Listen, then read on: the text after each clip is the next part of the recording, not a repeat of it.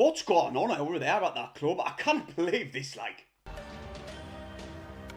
Alright everybody, and welcome back to another video on the channel, and this one is a tasty one. But before we get on with the rest of it, hit the thumbs up and subscribe if you're brand new to this channel. And as always, these videos are brought to you by Tiny Where Your Garage Doors, and if you need any, go and check them out on Facebook.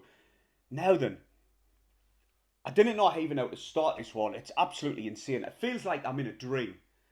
Not just for the news I'm about to let you know, but for the way we've started in the Premier League, for the way we are in the table.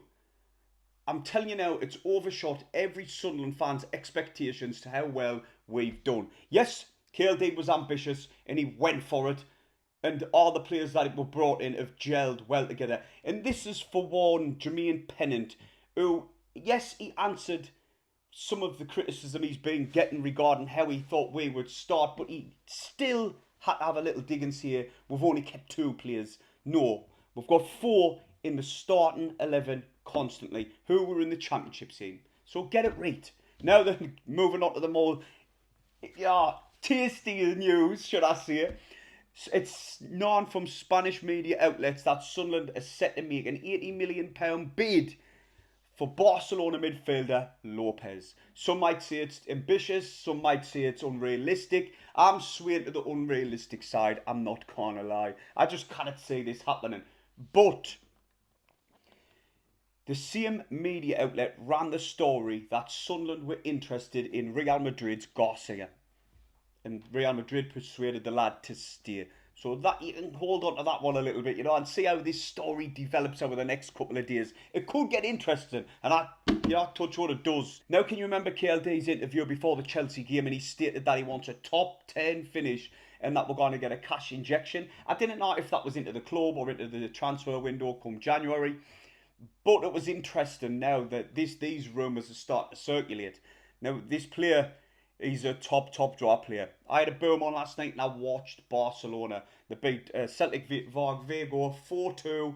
They did get a player sent off, De Jong, but he was really good, Lopez. Now, he's a versatile player as well, which is great. It's always nice to have a versatility in your team. He plays out on the left wing. He can play as attacking midfielder, and he can also play as central midfielder. He's only 22-year-old, and he's an up-and-coming rising star at Barcelona. So much so, Flick, the manager, has already said that he's expressed his desire to keep this midfielder and that he's a valuable part of their team. But we all know, it's public news, Barcelona's financial situation. That could lead to internal discussions regarding whether it would accept bids for Lopez or not. And now I hope it's the latter, I really do. Because if we can persuade the likes of these type of players, top draw quality players, it just, we've got to start looking up rather than down. I'm not saying we're quite there yet because we've got to get to that 40-point mark like Reggie was talking about, first things first, before we start thinking about the top 10 even. So Lopez, last season, he got, I think it was 6 goals, 5 assists in 28 appearances in the league, which is a decent return. And also this season he's off the mark, he's got 3 goals and a couple of assists already.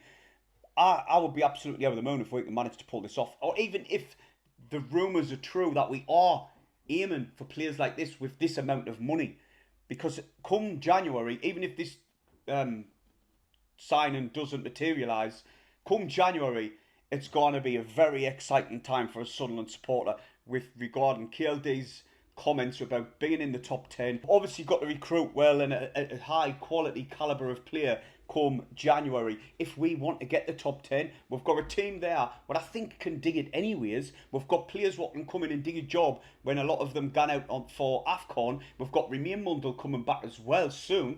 Dennis Certain played in, I think, under 21's game against Ipswich and we won 4-2. So we've got players to come back. And we've also got our originals as well, who I think can cope and dig a job and help us throughout that AFCON period. But it's really exciting times for a Sunderland fan.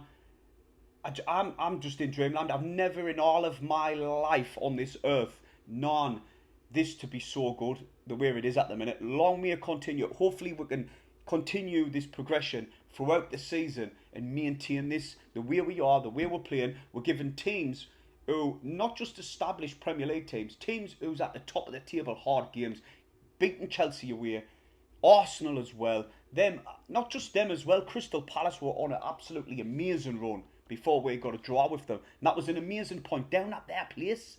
West Ham will beat them 3-0. So it is exciting times to be a Sunderland fan. Long may it continue. Hopefully these rumours are true, but I'm leaning towards the unrealistic side. Let us know what's your thoughts regarding Lopez and the potential £80 million bid for a Barcelona player. Bang! Wake me up, I don't know what's going on. So let us know. Like I said, do us a favour as well.